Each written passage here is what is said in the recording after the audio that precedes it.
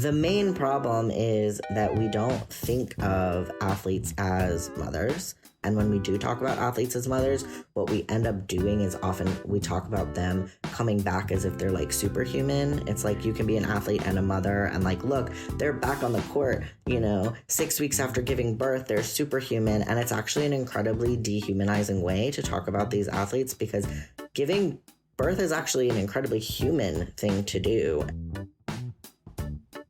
I'm Miranda Rake. And I'm Sarah Wheeler, and this is The Mother of It All, where we take on motherhood through the lens of culture and culture through the lens of motherhood. Good morning, Miranda. Good morning. How are you? I'm I don't know if it's May or like perimenopause. I just left a bag of frozen groceries at the grocery store. Wow. Oh, yeah. It's kind of that, like that's a metaphor for my life right now. I feel like multiple times in the last couple of weeks, I've been like, oh, when's that thing I'm looking forward to that like I told people I would be at, and I'm like, oh, that was tonight. Or that was several weeks ago, which is like, in some ways it's like, it's fine, like none of this stuff has huge consequences, but I'm feeling like, I don't know, like when you go when things are like shot into space and like debris starts falling off of them, is that real? I've never been to space. They drop the booster, like they have those boosters. And then when they get out of the like atmosphere or whatever, they drop those. There's the on purpose stuff, but isn't there like a part of the atmosphere where you just start breaking down, like things just start. Like when they re-enter, like there's a lot of pressure. Maybe it's that. And you fall into the ocean. My metaphor requires more research, but the image in my mind is just that like little like bits of my brain are just like falling off into the gutter or like out the window on the highway, never to be seen again. I hear that.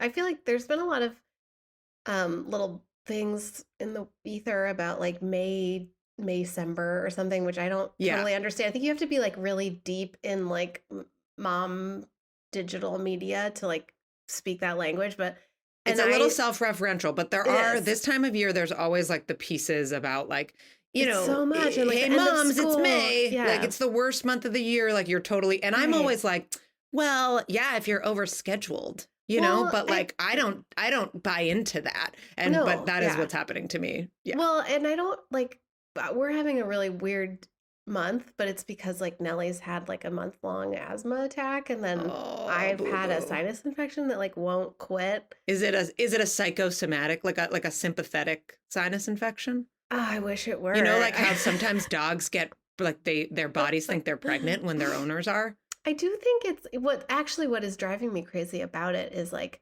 I took a round of antibiotics and it's kind of still with me, but it like comes and goes and I'm functional, but I'm not like all the way better. And so my doctor did like the worst thing they could possibly do, which is make it up to me if I want to take another round of antibiotics. No, so I'm like, I need an expert. Yeah, I don't want to make a decision. Like, obviously, I don't know how to take care of myself. Not to make a decision. Like, so like that has taken up a really annoying amount of space in my brain. And like I spent like, I would say a good 20% of my therapy session yesterday talking about like not being able to make that decision. Another specialist to help you process that specialist. Yeah, I really don't like having my medical decisions in my own hands. Oh yeah, that's terrible. Except when I really want to. Right. I need them to make a decision so that I can then like rage against it, like I can't have this like, but anyway, I know everyone's on the edge of their seat. As yet I have not chosen to take the antibiotics. Yeah. Because I think I'm okay. Real and I also am going to a brief and sunny vacation this weekend. And are? Yes. And this antibiotic, it was like, the pharmacist was like, stay out of the sun. And I was like, I'm not taking this. I've never heard that. Yeah. I guess you're always kind of supposed to stay out of the sun, though. It's a thing. Did you know you're supposed to wear sunscreen every day? Yes, I do. I do that. I mean, is it just big sunscreen? Trying to, like the whole carrots are good for your eyes thing? That was big carrot. And that was a lie. I feel like I've probably talked about this before, but I have a fun anecdote about sunscreen. Okay, I know you're supposed to wear it. I just, there's a sensory thing I have to get over, and then there's the remembering to do it. This is the woman who bought 4 tickets to a concert at the beginning of this month, and then it just disappeared in her mind. Aww. So sunscreen every day. Well, so, okay, apparently in Australia, the like national like health care or whatever, they have made nuanced sunscreen recommendations because, of course, it is actually good for us to get a little bit of sun because it's the only way to get vitamin D for real. Does vitamin D not penetrate the sunscreen? Correct. I have a lot of science questions that I only let's have get a scientist some answers. on here. But like, okay, so there's this whole thing that I read that was really fascinating that was like their government made these quite nuanced like sunscreen recommendations based on what we know about our need for vitamin D versus the risks of sun exposure. And it's basically like depending on like the color of your skin and your risk for melanoma, like all of these various things, you need to make your own decision. Ooh. It's like my doctor, right? About what is like a safe and then when you should put sunscreen. I get a little exposure and then put some sunscreen on. And like, but in the US, because we are kind of considered like a bunch of dummies. Yeah. They're just well, I mean, I don't blame that. They've chosen like a simple message. And they've others, been like, So I don't know. I guess I'm conflicting myself because I'm asking my doctor to make decisions for me. But then I'm like mad that our government has been like, Americans are dumb and they need us to just tell them the simple It's so message. complicated. You want to be nuanced, but also like held. And also, you know, I think we've established I'm not a professional, but I would venture to guess that I am not in the category of people who don't have to wear sunscreen based on the shade of my flesh and like, and also like my family history of cancer. So, but I like to be, you saying that there was a loophole really got me titillated. It got my like ADHDs, going like, oh, a loophole? I could slide right through that. I can see that. Yeah. But probably not. How's where are you going for the weekend? I'm going to Arizona to visit my husband's dad. Place is sunny without your children? No, they're coming. Oh, yeah. It's actually, we're really jazzed because they have a pool in their backyard. And I think you get around their like 55 and over community with like golf carts. Oh, yeah. Old people communities are dope for kids. Yeah. That's where there's like there's like convenience and pools. Mm-hmm. Mm-hmm. Yeah. I don't know where it ends. Cafeterias, maybe? Not that level. I'm not sure, but I think between, so my husband's dad was like, well, we've never had kids visit before, like, and he had this long list of ideas. It was very sweet of like things we could do, like drive to this town and like Sedona is only 2 hours away. And I was like, no. You have a pool in your backyard. Yeah. You have a golf cart. Like, that's it. That's all we need. Is there a place to get a popsicle? Yeah, right. Done. Shut it down. Yes. So I'm super jazzed because they don't. Oh, and they have 2 guest rooms. So that is luxurious. We don't share a room with the kids. Mm-hmm. Yeah. It's gonna be good. Your kids can share a room? Because we go when we travel. Like if we can get 2 rooms, we split the kids up. Yeah. Why? Yeah. Why? Why? Because I don't know. I've never even tried. I've never even tried to get my kids to sleep together. Like, I don't think ever once. Like they would bother each other or what? They're so, I mean, I love my children. Being a mother is the greatest role or something. But, and I really do. They're great. And like, they're really fucking annoying. And they also fight a lot. I just can't, I don't know. Yeah. I can't. I mean, I should probably I'm just thinking out loud, like, yeah, obviously, probably everyone could handle that. Oh, you know what it is? It's not because my children are so bad. It's I'm so sorry I threw them under the bus. It's that my husband snores. I was going to say, is there a snoring factor? That's what it is. Oh, yeah. I don't actually sleep with my husband in that way, in the just sleeping way. And one of us sleeps on the couch every night because of the snoring and the me being sensitive. And so if we go on vacation, I would rather sleep with one of my kids. Oh, damn. Yeah. Whoa. Yeah. Actually, I find it kind of like luxurious because I get to be in a bed. Yeah. Oh, man. Arizona. Woo, woo.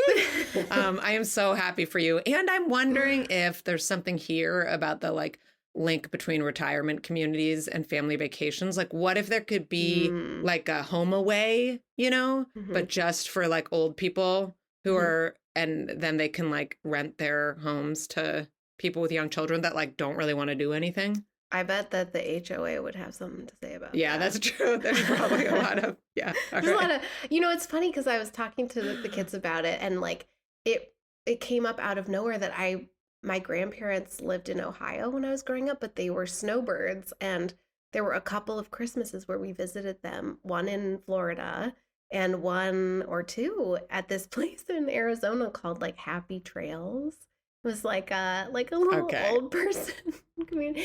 And I just, it's weird. It's like, oh, we're like, it's the next generation like doing that, like visit your grandparents in Arizona kind of deal. Yeah. It's kind of right. Now our children are the one. Yeah, my parents haven't quite gotten there, but they do you know, they're great at just hanging around. So that actually works really well. As my kids are like, I don't want to go out. I just want to like play a game of chess and then maybe make another snack and like. It's nice going, you know, this is like, as we're talking about it, like versus our trip, we went to Hawaii in February, and like, you know, I had all these things I wanted to do. Like, I was like, I want to swim in the ocean every day. And like, I want to, and it was like pulling teeth to like get them to do anything. Like they just saw the kiddie pool and they wanted to stop there. And I'm like, oh my God, this is like torture. And this will not be torture. I have nothing that I want to do.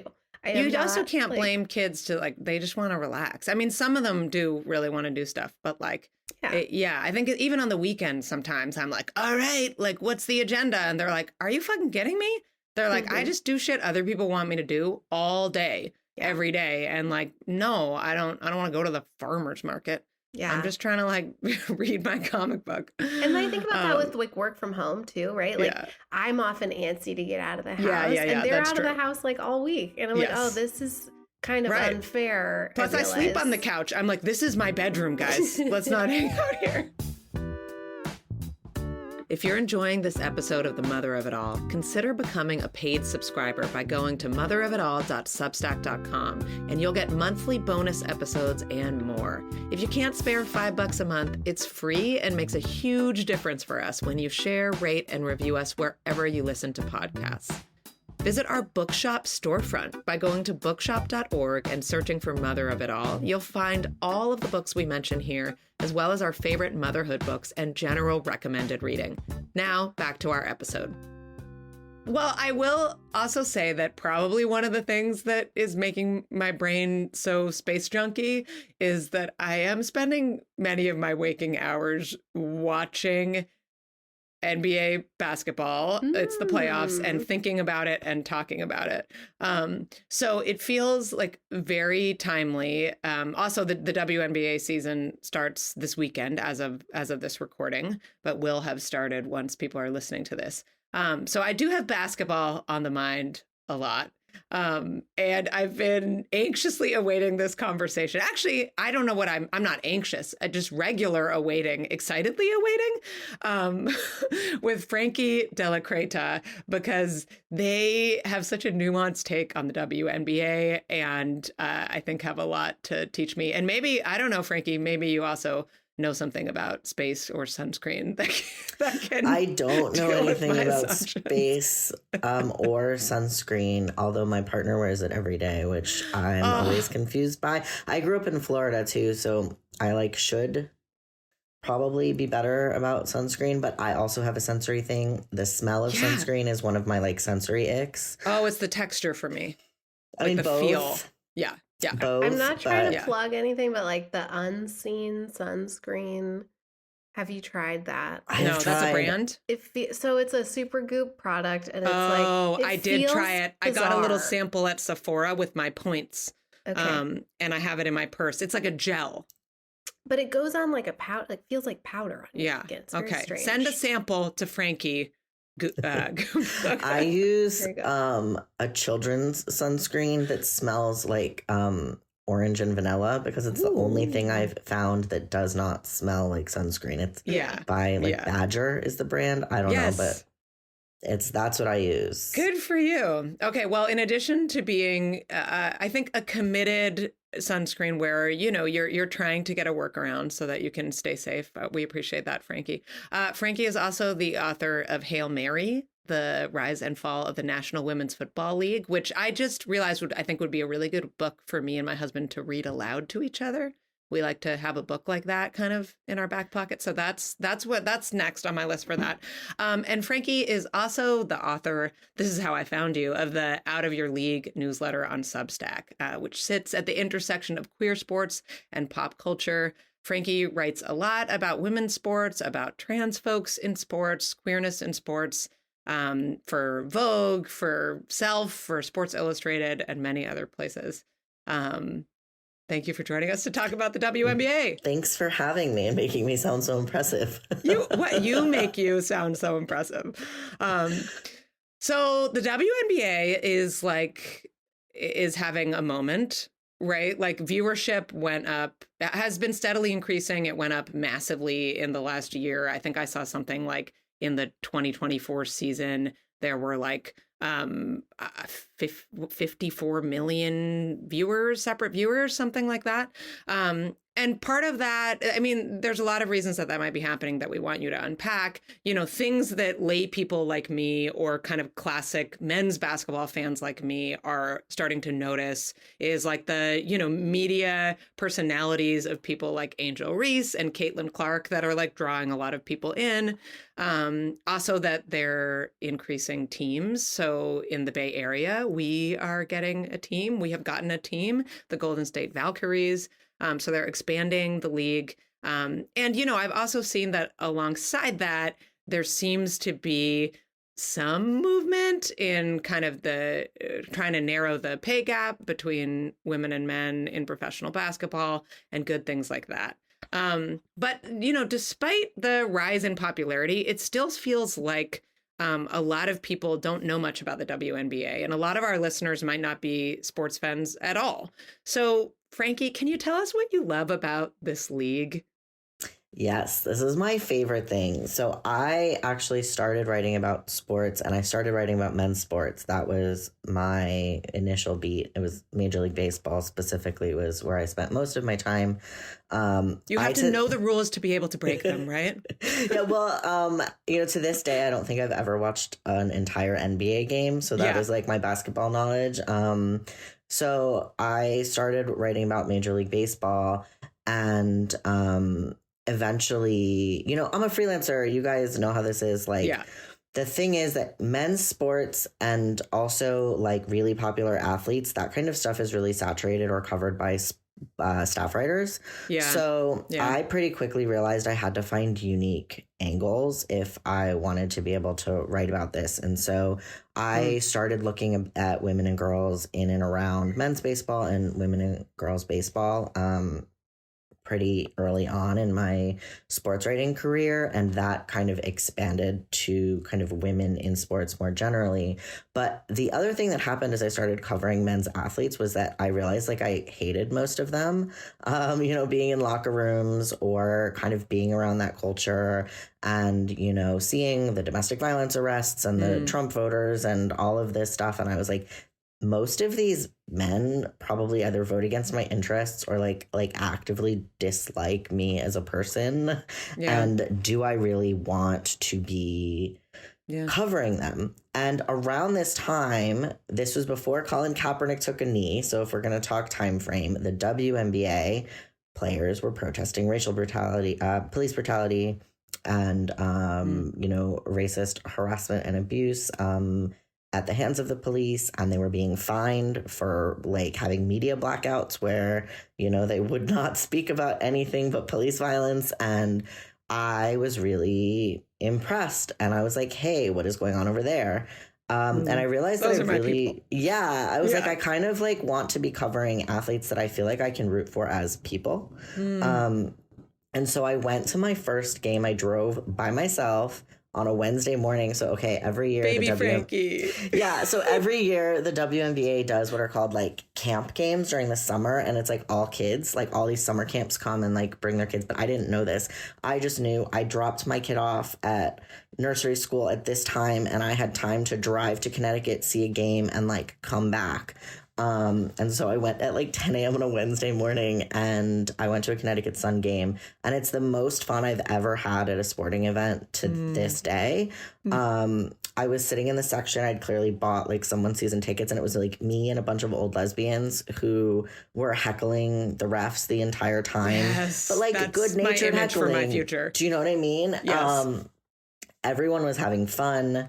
It was just like such a nice environment. And then also the players on the floor were really hot. And I was like, what is going on? Why did nobody tell me how many hot butch lesbians are in the WNBA? Like I should have known this, but somehow I didn't.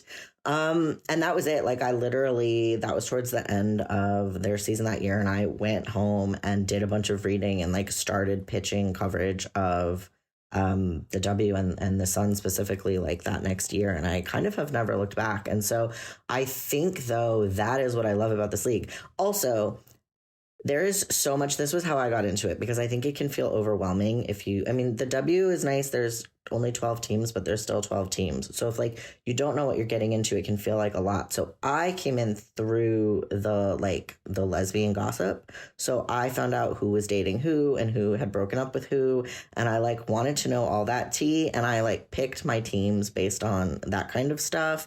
And so that is another thing that I like about the WNBA is the storylines are fantastic. They have so much like, aside from just like gay gossip and, that kind of tea, there's a lot of these players have a long history together and they are not afraid to make those rivalries really known. And there's something about that I just really love. Yeah. I mean, I think especially for women, right? Like the way that we express, competition and care, at the same time. I find that kind of beautiful. Just the little that I've kind of researched about like the whole Caitlin Clark, Angel Reese thing is that, I don't know, there was something that felt singular about the way that they were trying to communicate. Yeah, like, of course we're enemies, and also we're friends, or like we care about and respect each other. We don't have any interest in like a bunch of bullshit. But like, Of course, we want to take each other down. I mean, I think what's on the really court. On the court, only on the court. I think they have a really, really strong union as well, and we'll probably talk more about this. But what I mention that because there's actually 2 different documentaries that I think do a really good job of introducing you to the culture of the WNBA, if that is something you are interested in. Yes. There's a documentary called 144. That's how many players were in the league, except now there's a 13th team, so there's more, but 144. And it was filmed in the bubble, the COVID bubble season in 2020. And it's incredible because it actually makes visible like labor organizing in pro sports. And these players are coming together and they have to decide, this is the George Floyd moment. This is where, the NBA is canceling games. The WNBA has to figure out if they're going to respond and how they're going to respond. Yeah. And they have disagreements. There's people that want to stop play, and there's other people who are like, like I could, make a point at home, and it's cute that we want to be kumbaya, but I'm here for a check during a pandemic and I feed my whole family and like, no, I want to play. And you actually, it makes visible women in a union using their like worker power, because I think we often forget that these athletes are workers. And so it's really great. And I think it's a good way of showing how they come together and how they do have as many organizing wins as they have. So that is one that I would recommend. And then the other that I would recommend is called The Power of the Dream. And it is about same bubble season, but the players banded together to campaign against the owner of the Atlanta Dream, who was running for the Republican Senate seat in Georgia. She came out against the Black Lives Matter movement and against trans girls in women's sports. And literally the entire WNBA started having like campaign calls with Raphael Warnock, who was her Democratic opponent, and like wearing Vote Warnock shirts, and they ousted her. They literally, their campaign brought so much attention to her opponent that she lost her Senate seat. And it's okay. I told you I'm kind of a mess right now, but I'm tearing up. I'm visibly like it's to me one of the coolest sports stories kind of ever, and I think it really speaks to the fact that this is why I want to root for these players. They share values with me, right? There's there's teams in this league. They're the only teams in pro sports to ever partner with like Planned Parenthood, right? As like having partnerships. The over-the-counter birth control pill, Opill, is one of their like main sponsors. Like, this is something that they really care about, and they care enough that they're going to be like, we actually don't want you owning our team. And we're going to not only like say that we don't want you to own our team, we're going to say we don't even like want you in government. You should fail at both of your jobs, actually. Yeah. Good for us and good for the people. Well, let's go back to that union piece, because I've heard you in earlier conversations we've had and in your writing, I've heard you talk about how progressive the WNBA has been, and how kind of like leading the field in some ways around kind of reproductive care for its workers, that it's like a great place to work if you're a parent.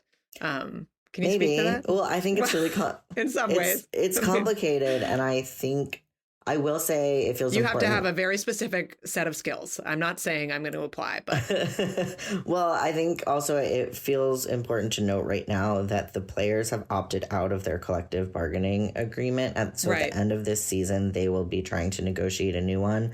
And I know increased maternity benefits and parental benefits is going to be a big cornerstone of what they are asking for. But the current CBA they have, which was signed in, I want to say 2020 as well. Collective bargaining agreement. That's like the contract, basically, for the players' union. Yeah. So that was negotiated in, I believe, 2020. And that did things like actually offer paid maternity leave. So you could still get paid while you were, pregnant and, on leave. There were things like being able to have, a 2-bedroom apartment. So there was extra space for your child. There's other things that are in place like fertility coverage that includes, being able to freeze eggs. And for athletes who don't want to have babies until later, until their career is over, they can freeze their eggs. And that's covered, as well as IVF and things like that. That is especially more necessary for queer couples that want to conceive. And so that's all really great. At the same time, in the last couple of years, 2 different players have accused either like 2 different teams of pregnancy discrimination, and one has an ongoing lawsuit against the Las Vegas Aces for pregnancy discrimination. So I think like even among a league that supposedly has a lot of these protections, we are still seeing, it's we are toiling under capitalism here, right? And so some of those same like, oppressions and just unrealistic expectations that are placed on the bodies of, birthing people are still coming into play, especially as an athlete. Your body is your tool. It is your money maker. And, it's different than in, a traditional job that you can still work while pregnant. Theoretically, I was too sick to work for most of my pregnancy, but in theory, you're still, you can do a desk job, supposedly. You can, work retail. There are things you can still do while pregnant. This is not a job that you can really feasibly do very, very far into a pregnancy. And so you're out for much longer periods of time, and that impacts. And then, in order to come back from pregnancy too, you are not only getting over just being postpartum, you have to get back into shape, right? So your body is your literal tool here as well. And so it's a lot more complicated, I think, when you're out of commission like that, and teams who need you on the floor so that they can have a winning record and get investments don't like when you can't fulfill that piece. Well, in general, it sounds like progress is imperfect and incremental. But also you've covered outside of the WNBA women's sports for a long time. And, I've seen pieces that you've written like about, pregnant high school athletes being benched, for example. How have you seen these kind of leagues respond to mother athletes or parent athletes in the last, several years? They're like getting better, I would say. The National Women's Soccer League just like in the last week or two announced some more fertility coverage, like egg freezing and things like that will be available.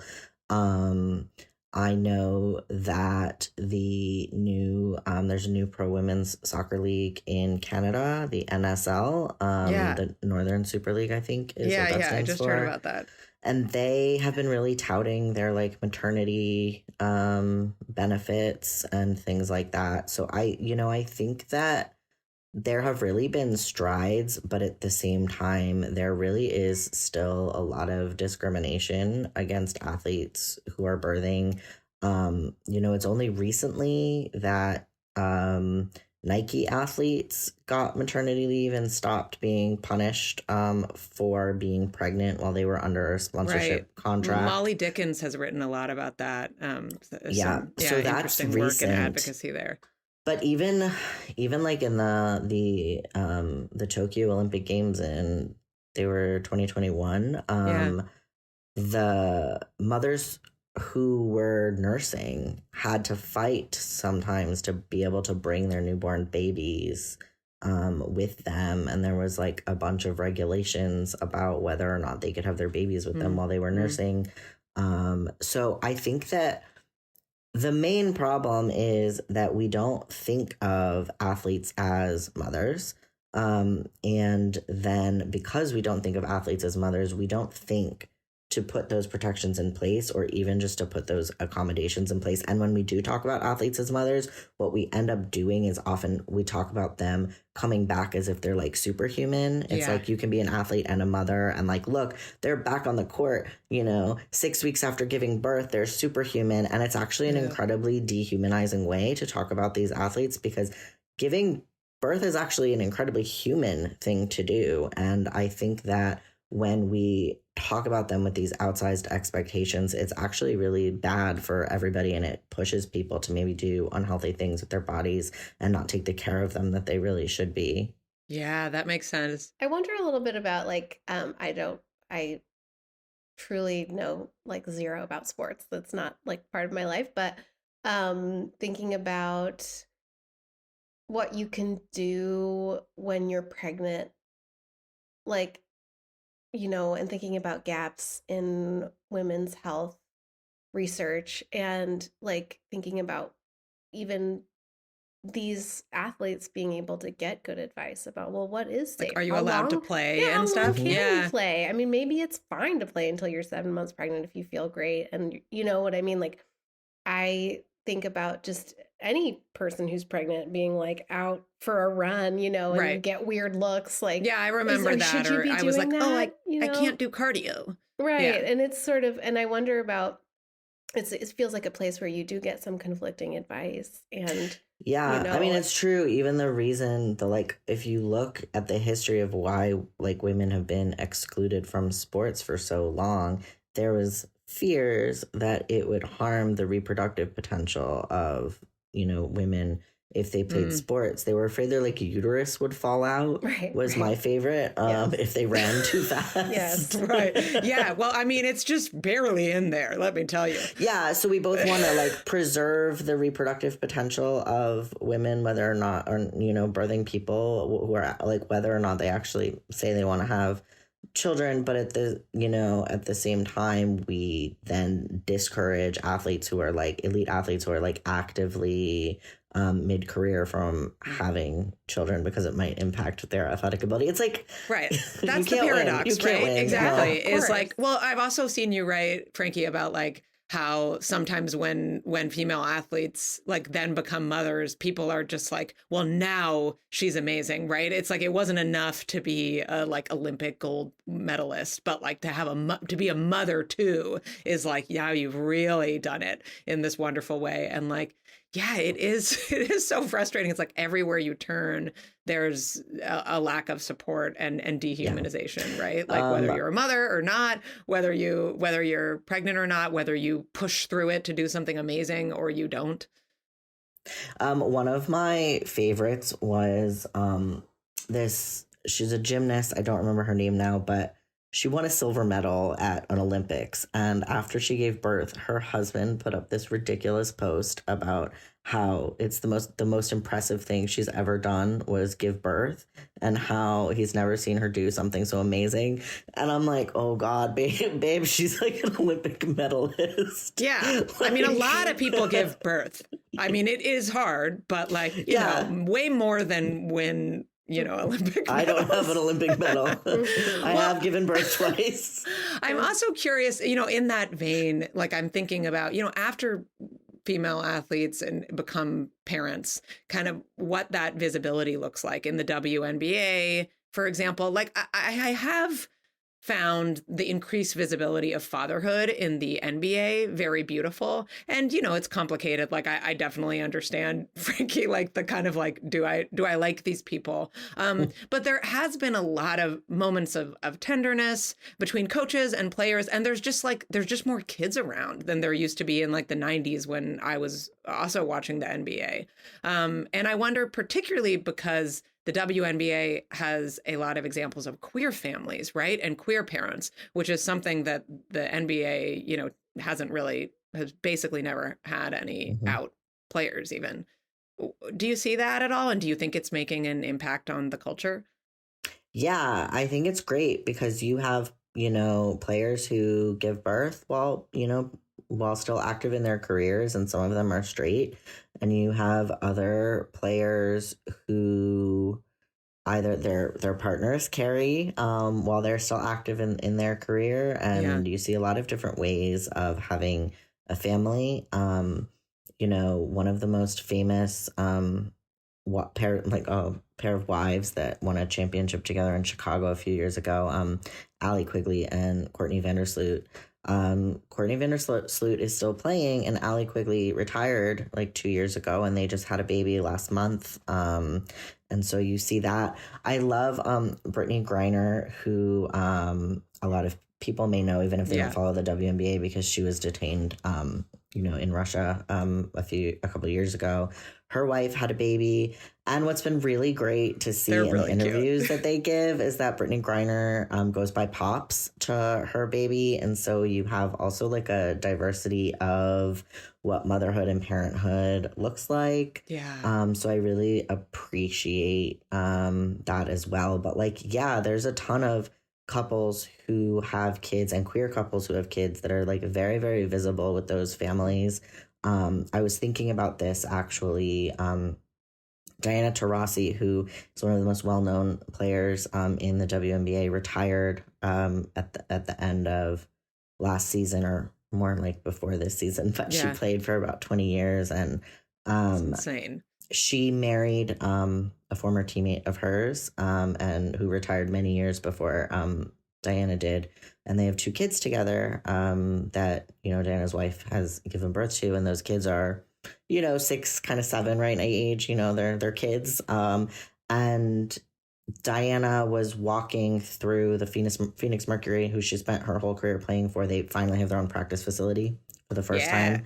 And the court there is named after her. And she's walking through like the locker room and these facilities and this court that's named after her with her kids and her wife. And I just thought, this is so dope. And you wouldn't have seen this, even a few years ago. But the fact that someone like her, who, started playing for the WNBA at a time when they could not be out and really had to be closeted and really weren't allowed to talk about that. Not only then had a relationship with her teammate, married her, and is now walking through these facilities with the children they had together publicly.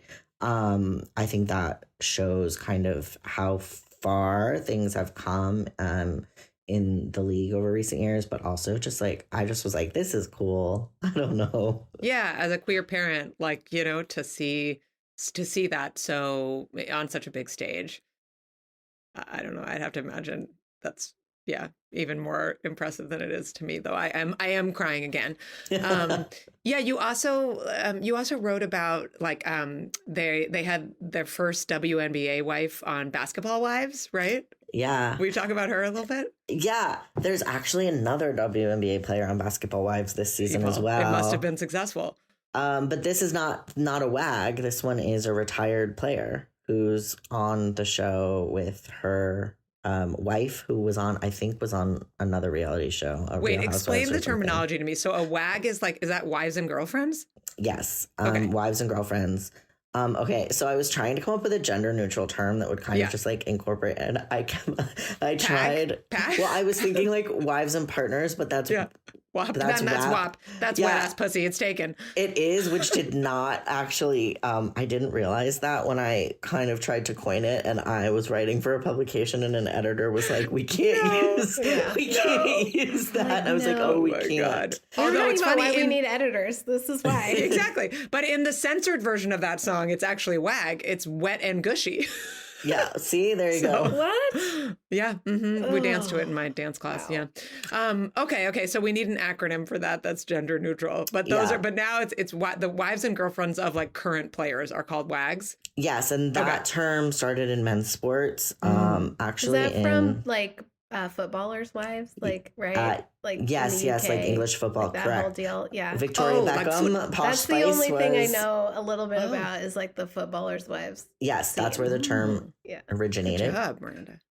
It has made its way over the WAG renaissance. Really, it's happening. I was interviewed for a story about them like earlier this week that somebody is writing about tennis and Formula One WAGs. Oh, wow. Yes. Yeah, the NFL WAGs, because now Taylor Swift and Simone Biles have joined their ranks. So, Brittany Mahomes. So, yes. And Cardi B is dating an NFL player. Oh, I didn't know that. Yeah, she's the WAP originator, so we've come full circle. We have. So speaking of WAGs, I think a lot of the visibility of the WNBA in the last like year or two that people like me have been excited about is the fashion, right? Like the fits, and it's not just the players; it's the WAGs, right? Or the WAPs, whatever. Yeah. But there is like a lot of really good fashion, and I'm curious about kind of any of your favorites there, but also I've been thinking about how like WNBA fashion might complicate the conversation around women and, what our bodies look like in clothes and what it means to us to kind of look good.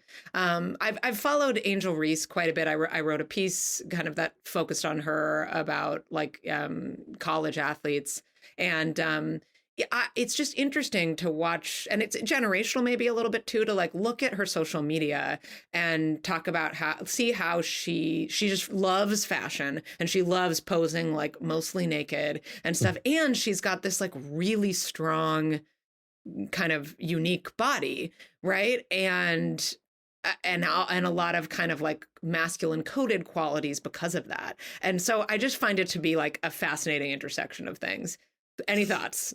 Many thoughts. Okay. Actually, yes. I'm so excited. I'm actually starting a new feature at my newsletter literally next week where I look at the fashion and evolution of queer athlete styles over time. Yes, please. Because it's just like very niche. And I don't think a lot of people are doing that because a lot of them really are their masculine of center. And you don't get that kind of visibility of seeing like masculine of center women as like fashion icons, which a lot of these players really are. Last year I wrote a story talking to stylists who work with the masculine of center players because I think a lot more WNBA players are using stylists now because the visibility on them has increased so much. Yeah, I'm thinking of using a stylist. But what I found that was really interesting is that a lot of the players who are, masc or butch or like studs, which is a black masculine lesbian, a lot of them style themselves. A lot of them actually are their own stylists, which is super impressive. But I think that also speaks to the fact that in a lot of like mainstream fashion, there isn't really an eye towards the kind of style that is specifically queer and masculine for women in that way.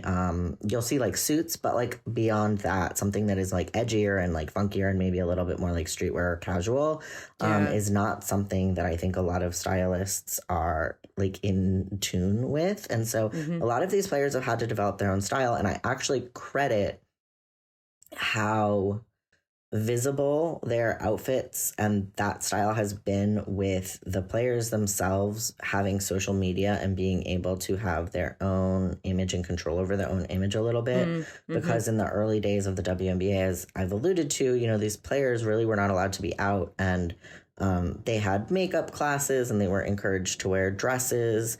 And as players got their own social media and have been able to shape their own image, the WNBA has kind of had no choice but to kind of go with them. And so a lot of the WNBA's marketing of these athletes has allowed them to kind of wear what they want to wear and be true to their own, like, because there's a really big diversity of gender expression in the WNBA.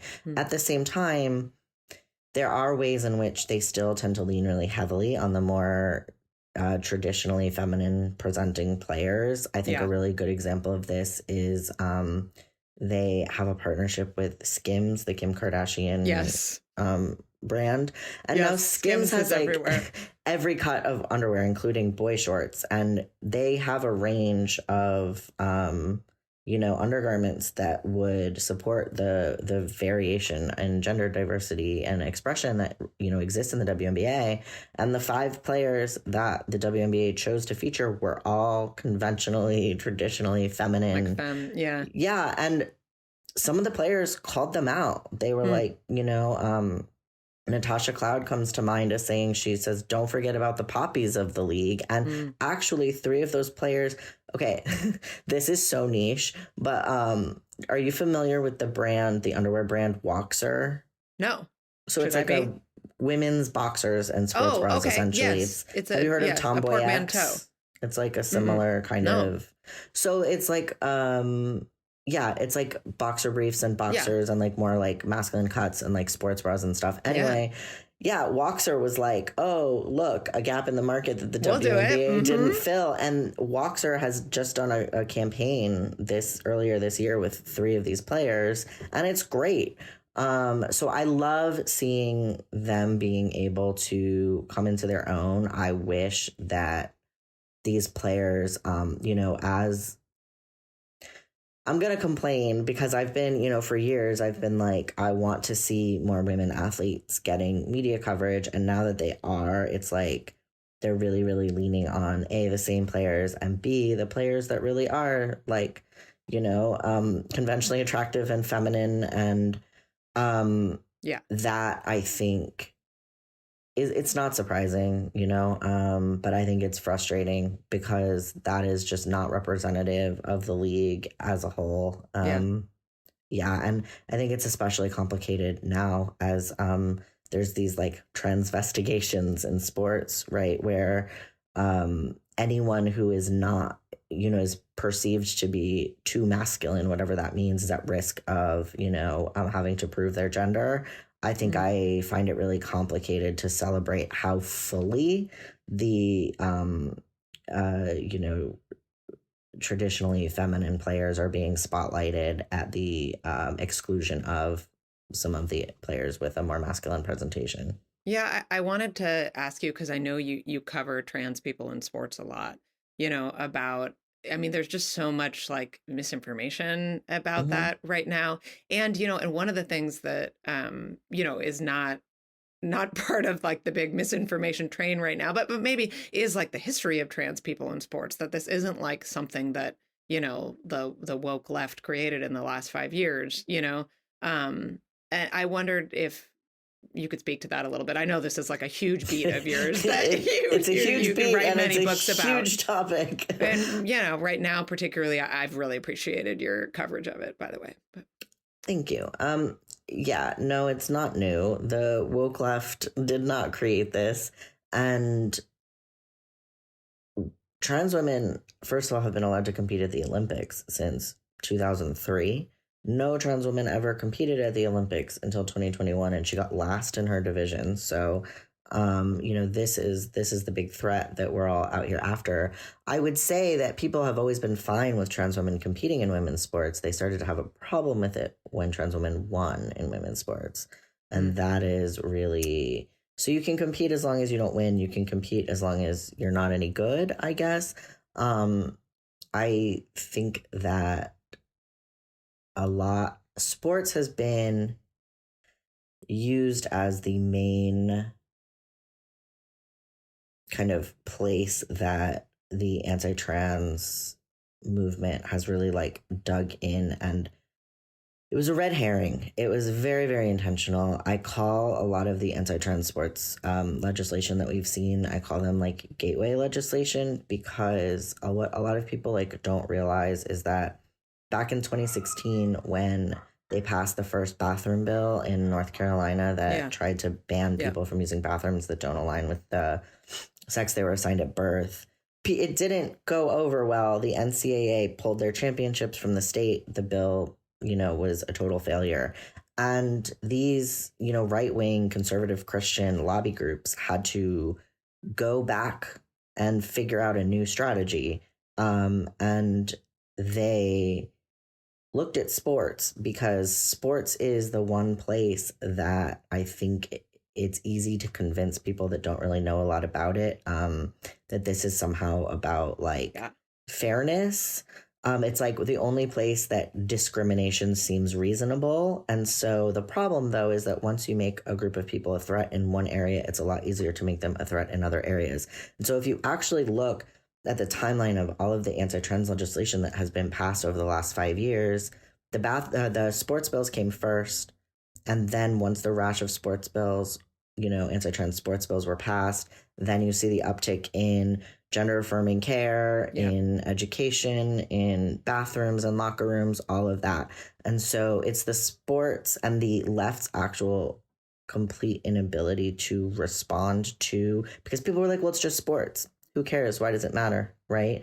And unfortunately, that was like a massive mistake that has allowed the anti-trans movement to now gain all of this ground.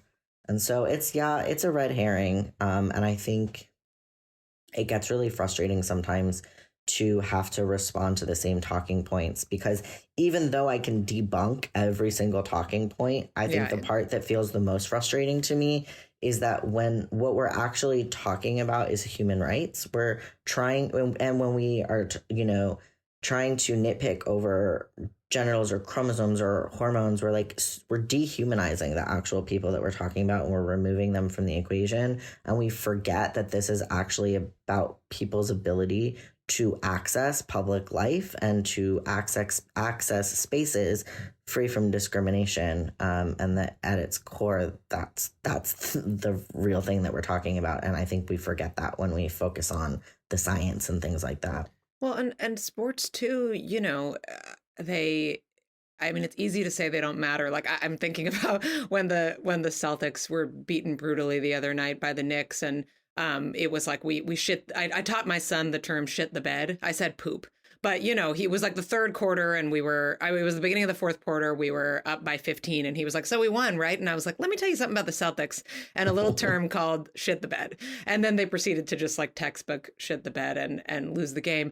And I was like, I asked my son to hold my hand. I do love sports. And he was like, is this bad? And I was like, yeah, it's really bad. And then I was like, sorry, if sports were the only thing that mattered, it would be really bad. Obviously, in the world, it's not. But the thing is that sports mean that to people, right? Like it is this place where, sure, we have, there's exclusion in different leagues and kind of things like that. But it's also like everybody plays sports. People in America, all kinds of backgrounds, right? Like a lot of people watch sports. It is kind of one of those like all-purpose cultural touchstones. And so I can see like this gateway concept is really helpful.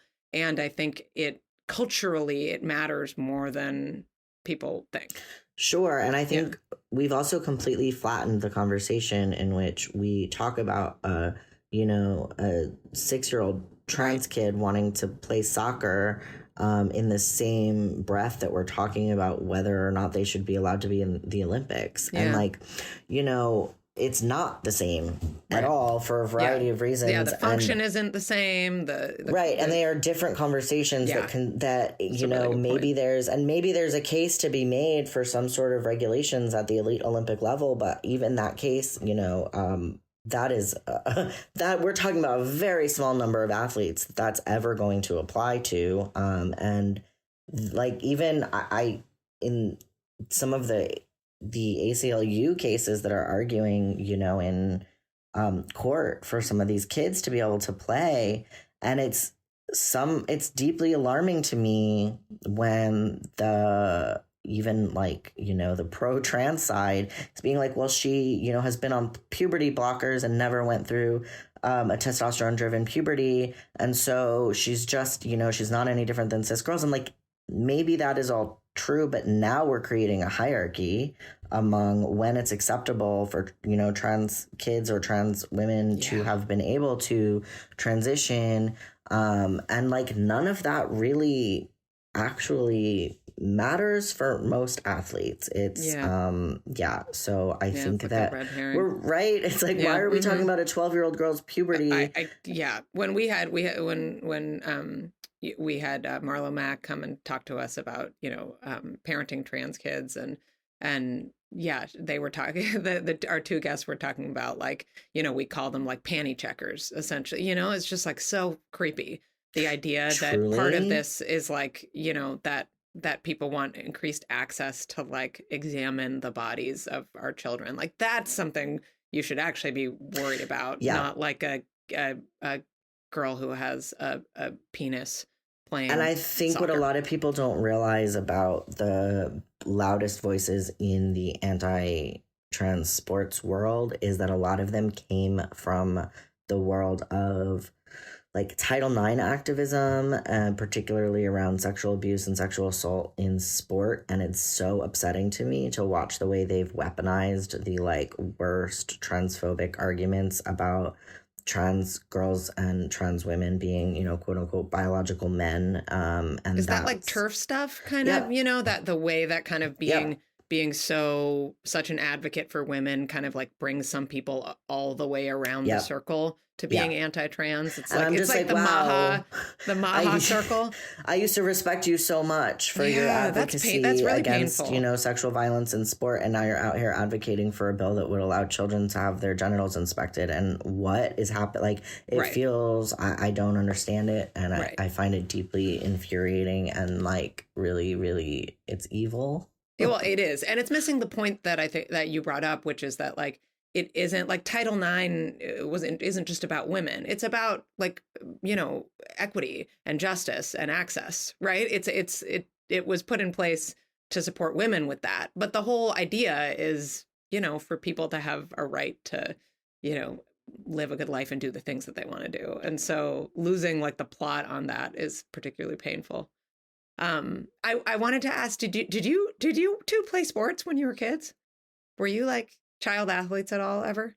Yeah, I don't think you. Miranda, I'm guessing no. Frankie, did you play sports? Yeah, my parents still run a tennis academy. Really? So I grew up around sports, but I was a gymnast and a competitive cheerleader up until college. My daughter's a cheerleader. Whoa. I don't know if she's competitive, but she's she did cheer. She's 7. She did like our elementary school. It's like a Title I public elementary school has like historic cheerleading squad that's like known throughout the district of young girls. It's like predominantly Black girls, and they're really good. And I didn't know if she could cut it. Like, did you have to audition? Or? You do have to try out. And there's usually like 1 or 2 white girls on the team, and they're almost always, the worst, but like, but I was like, to have my daughter be like, at least like hanging in there. And she totally did it. And she like, there's a lot of rules, and she got a lot of pride and a lot of confidence from it. Was that your experience, Frankie? I'm sure, in the in the 90s too. Like, I don't know. There's a lot of weird gender stuff too in cheer, but I enjoyed it. It's actually, funnily enough, I'm thinking it's probably going to be what my second book is about, is cheerleading. yeah. I'm currently in the rabbit hole of some of that. Yes. There was that show. We watched that show. Cheer? What was that called? Isn't it called Cheer? Was it? Well, then there's the documentary show. That's what we're talking about. The one about the like team in Texas or something. Yeah.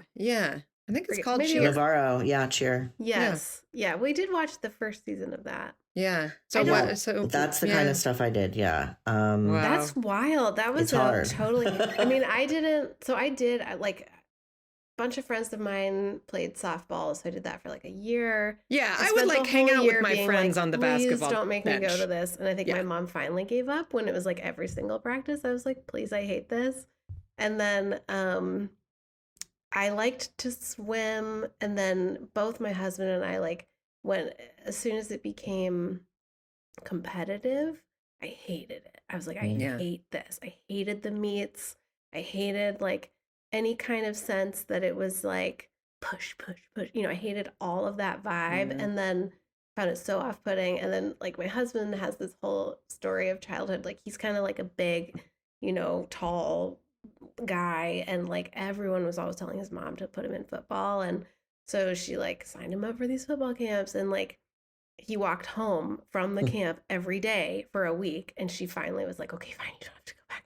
So like but then, you know, also when you say like, were you an athlete, like, you know, then I did ballet for like 7 years, and I loved it, and now I do yoga and all the time, like a lot. And, you know, so I think that like, what is an athlete and what is... Right. Did you have a relationship to your body? I wasn't an athlete, and I also didn't have a relationship to my body, but it sounds like you had the latter. Well, without and I'm the thinking former. about like, I don't know a lot about competitive sports because I just find it all very stressful and kind of no offense, wasteful, like financially, you know, on a global scale, which I know is kind of a maybe killjoy attitude, but that's how I feel about space.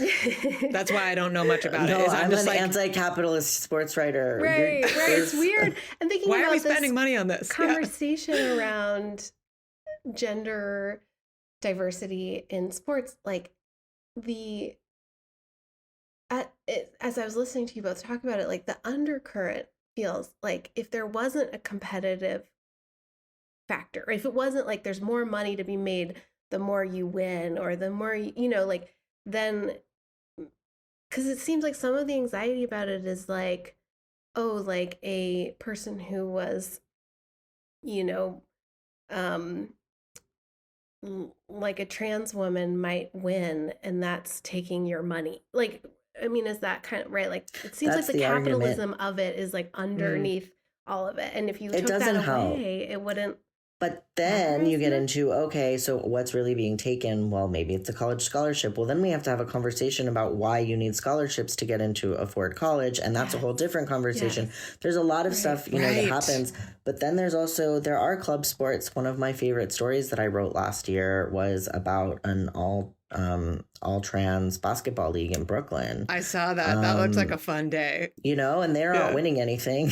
They're not. They're a club team. Some of them are, you know, some of them played basketball at a high level. Others had never played basketball before. And it does help them to feel embodied and to find community. And so sport is like these community spaces as well. There's another event that's gotten some media coverage. It started in LA and it's coming to like Chicago and New York and stuff. It's T-boy wrestling. So it's a bunch of trans guys wrestling. And it's again, like there's drag performers there too. And it's much more of like a performance in a community space than it necessarily is a sport. But it's also not a sport. And it's also, you know, not contributing to the ways that people who have maybe not always felt at home in their body can feel embodied. And I mean, it's a thing I thought a lot about when I, you know, was reporting my book, and it's on women's football. And there were these women who were big women who big and or masculine, who in their day-to-day lives felt like their bodies were always like wrong or being policed or in some way. And then on the field, it was an asset and they had a job and they did it well. And that made them feel good about themselves off the field too. Yeah. And so some of that stuff is like highly transferable, and that's much less tangible than, winning a trophy or some amount of money. Right. But also more likely, right? It's like that's actually most people are doing sports for that feeling, right? Yeah. Not to really have a great amount of success. I didn't ask you at the top, Frankie, who is caring for your kid right now, but I was also going to ask, do they play sports? They don't. Oh, actually, okay. So who's caring for them right now? My partner, so my kid's stepdad, just picked them up from school while we were chatting. And actually, he took my oldest child today because so my oldest child is having a birthday party this weekend. He's obsessed with the Titanic. And my God. We're making a Titanic dinner. Manley. Yeah. Did you read Janet Manley's piece in the New York Times about kids obsessed with the Titanic? So I showed it to my son. He's we're having a 3-course dinner. There is one course from each of the 3 classes that were on the Titanic. He's chosen an actual. Janet. He wants to like dress. Wait, how old? He's turning 11. I'm obsessed with this kid. Okay, so he wanted to dress as like the first class would, and so my partner took him to rent a tux. Yes. And he's trans and has always wanted a suit. And my partner is also trans and was texting me like, I'm trying not to cry too hard because I don't want to freak our kid out. But he's like everyone here just like is gendering him correctly, and he's beaming and like fist bumping people and like anyway, the pictures are like amazing. So that is what my partner, and now speaking of sports, my younger one will be going to Taekwondo with my partner now. So that is, my younger one does soccer, which is very funny. They want to be in goal or standing right in front of the goal. They have no desire to do the running back. And they kind of really want to be the hero who also gets to rest. That I get. Really relatable.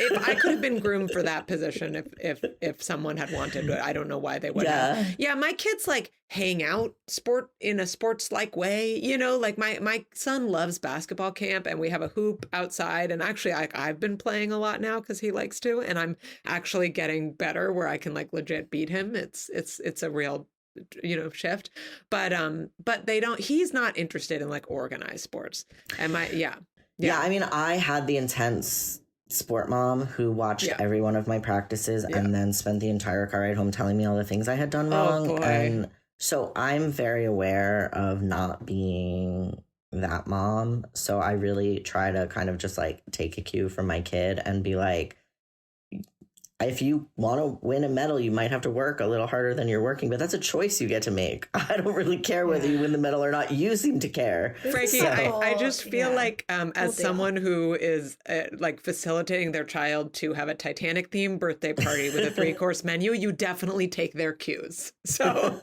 you can congratulate yourself on that. Well, it's interesting. I'm sure you both have experienced this. Like I have been surprised in my Portland bubble, like how many parents are still like, you will do every sport, I will sign you up. And like I'll be like, oh, they'll be like, is Griffin doing baseball or whatever? And I'm like, no, he doesn't want to. And they're like, oh, so-and-so does not have a choice. And it's like, oh, okay, well, and then there's kind of been this thing happening just this year. He's in first grade where among this kind of group of boys in the class, like there's a certain conversation that's like, what's your sport? Right. And he's like, I don't have one. And, and I've been telling him like, you love to ride your bike. You take guitar lessons. You are into this other thing, like you have plenty going on. And there's this bizarro kind of machismo-y thing going on around sport that seems to be passed down directly from the parents. And I've heard that from other parents, especially with boys, it's like, or it's like this person's the best at baseball and this person's the best at basketball. And they are. I mean, it is clear. Like we did soccer last year and it was clear the 2 kids who did nothing but practice And, you know, and I told my son, like, well, you can do that if you want, but that's how you'll spend all your time. Like, that kid goes all winter long, all spring, you know, like, do you want to do that, or you want to like watch a movie after school? He's like, I'm trying to be a theater mom. hard. I just got a request for auditions for The Sound of Music for like children parts. And I was like, okay, Ramona, put some lipstick on. I'm praying that neither of my children find theater. I do not do like cringe performance well. In fact, it's all cringe. Kids theater is all cringe. My all partner the time. and I went to a Broadway show. It was Anne Juliet, the like jukebox musical with Max Martin. I have been talking with friends of the pod, Amanda Monty and Tracy Clark Flory, about buying tickets for that. Okay, so I will warn you. Well, it got good reviews and we were like non-binary, like lead, we're going to support it. No, you do not understand. We were laughing so hard. We had to leave. Thank God we didn't wait till intermission because we found out after there was no intermission. First of all, no one was singing or seemed to know the words. And so I was like, at least if like it's bad, it'll be like fun music. No, it was honestly, I mean, maybe go just like because it's so bad, it's like good. But no, we actually had to leave because we were laughing so hard that people around us were getting upset. And I was like, we're actually being rude at this point. And we like this is like not fair. We did see Oh Mary though, and it was phenomenal. Oh, I'm seeing it this weekend in New York. Without my children. There's New York, and then there's New York without your children. I've been really hating on my kids today, but it's probably because I just had them alone for a week. But they were great. They actually did a really good job. That is the beauty of joint custody. I have them a week at a time, and then they leave for another week. That's what you do, back. weeks. So that's what I did as a kid when, after my parents split up when I was like 9, we did a week at a time. It was nice. It was nice. Yeah. Gives you time to miss them. Yeah. I could get down with that. Well, we'll let you go. Do you have any final culture recommendations for us? You gave us 2 fabulous documentaries, among other things. But it doesn't have to be sports related. Yeah, no, a very random show that I just actually really got into. Anthony from Queer Eye has his own food show. It's called No Taste Like Home, and it's basically a cross between genealogy and like celebrity genealogy, like finding your roots through food. Like the who runs that show, what's his name? Skip Gates has like a celebrity genealogy show. So it's like celebrity genealogy through food, and I loved it. And they not cringe. Actually, I thought it was a much better vehicle for Anthony. I kind of hate Anthony on the regular Queer Eye. He doesn't. I would say him and like who's the like blonde guy. They both kind of are like the duds sometimes. Yeah. He grates on me in a way that I find him quite annoying. Right. That could be editing. I thought this was a much better vehicle for him, and I loved the show. I'm also like a ancestry nerd, so maybe that's why. But it was. What's the dish? What's the dish? If you were on the show, like what would your dish be? Well, I don't know. I'd have to find out because that's what they do. They do their genealogy, and then they go to where these ancestors are from and find like a traditional dish from that like village or things like that. But I'm Jewish, so something Ashkenazi. Yeah. I don't know. I'd end up with borscht or something. Right. Or I was just like the potatoes that they subsisted on during the pogroms. I would end up in like Ukraine eating borscht. Exactly. If it was a good year, they'd have a little milk with them. This shtetl. Yeah, exactly. Shtetl chic. I mean, there's good food everywhere, and I love levels. Yeah, I love Jewish food. But that looks like a really fun show. It looks like a good little bit of escapism, a little bit of I will say the travel. Awkwafina episode was really, really moving in a way that surprised me. Like I was like, you should have prepared me beforehand. Yeah, you're like, I'm here to relax. She never met her mom, and her dad and mom were both immigrants, but from different countries, and so she never met. I think it was her Korean family. I'm not 100% sure. But so she knew nothing about that side of her culture. And she went back and like met her mom's relatives and went to the village her mom was born in. And they like made this food with her. And I was just like, oh so my prepare God. yourself for that delicious. one. Like brace yourself. Yeah, the Issa Rae episode is also really, really great. Okay. All right. Great. I'm done. I was looking for like a sweet show. I've been watching North of North. Okay. It's like a show. It's a Canadian show. It's on Netflix, and it's about like a young woman reinventing herself in like a native, like northern Canada, like cold, town. And it's cool. It's just like literally it's like cool. Yeah, it's cool to have a show just like set. And like, it seems very much like from the perspective and made by Native folks. And it's also like really funny and cute. All right. Well, Frankie, thank you so much for joining us. Thanks for having me. I will be texting you, bothering you all season, trying to figure out which storyline takes me into which team. Okay, not to like self-promote too much though. I started a Discord for paid subscribers of my newsletter, and for people who want to follow and don't have people to ask, it's like all knowledge levels in there, and people are like, it's a great community and people are really happy to answer questions, and we're doing like live watches and stuff together. So if that is something, like a community like that is something that people are interested in, it's a very low barrier to entry. And yeah, you can come hang out. That's basically what I have for NBA, but it will be over soon. That sounds amazing. And can people find that through Out of Your League on Substack? Yeah. If they're a paid subscriber, I send them a Discord link. Yeah, I do it. It is definitely worth paying to subscribe for your newsletter. There's like always something interesting and like such a wide range of topics. So I'm excited for your fashion vertical and the Discord. Thank you so much for joining us today. Thanks for having me. Thanks for listening to The Mother of It All. And like my mom always said, I'm open. The Mother of It All is produced by Opus Knox Media with music from It's Electric. If you liked this episode, why not send it to a friend right now? Go on, we'll wait. You can follow us on Substack at themotherofitall.substack.com, where subscribing will get you episodes and bonus posts in your inbox and connect you with the Mother of It All listener community. Plus, become a paid subscriber and get a hot off the presses Mother of It All canvas tote. We're also on Instagram at The Mother of It All, and you can email us anytime with ideas or feedback at motherculturepod@gmail.com.